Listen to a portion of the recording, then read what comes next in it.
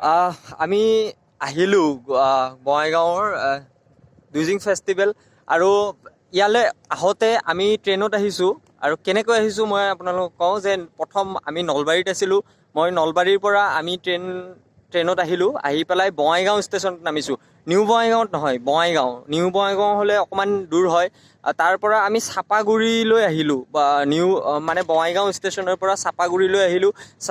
তালৈকে টেম্পুৰে আহিলোঁ 10 টকা লৈছে আৰু আপোনালোকে যদি 10 টকাৰ ওপৰ খোজে নিদিব আপোনালোকে আহিলে 10 টকা ল'ব আৰু চাপাগুৰিৰ পৰা আমি আকৌ টেম্পু লৈছোঁ এই ফেষ্টিভেলখনলৈ দুইজিং ফেষ্টিভেললৈ আৰু ইয়ালৈ আহোঁতে লৈছে আমাৰ 30 টকা এনে সাধাৰণতে 20 টকা বুলি শুনিছিলোঁ কিন্তু আমি আৰু নতুন যিহেতুকে আমি সিমান নাজানো আমাৰ 30 টকা লৈছে আৰু 30 টকাটো এটা মানে কি এতিয়া বৰ্তমানৰ মানে কি এইটো ভাড়া হয় আৰু ফেষ্টিভেলটোৰ কাৰণে চাগে 30 টকা আৰু এয়া ফেষ্টিভেল পাই গৈছোঁ চ' বেছি খৰচ নাযায় আপোনালোকে যদি আহিব বিচাৰে আহিব পাৰে যি ঠাইৰে নহওক আপুনি বঙাইগাঁও ষ্টেচনত নামিব বঙাইগাঁও ষ্টেচনৰ পৰা আপুনি চাপাগুৰিলৈ আহিব চাপাগুৰিটো এটা চৌক হয় আৰু তাতেই আপুনি টেম্পুবিলাক ৰখাই থাকে তাতে কৈ দিব যে আমি হাগ্ৰামা ব্ৰিজ এই ব্ৰিজখনৰ নাম হ'ল হাগ্ৰামা ব্ৰিজ আৰু এই ঠাইখিনি আৰু কিবা এটা বুলি ক'লে মোৰ মনত নাই আৰু মেলা বুলি কৈ থাকে হাগ্ৰামা ব্ৰিজ আৰু মেলা আৰু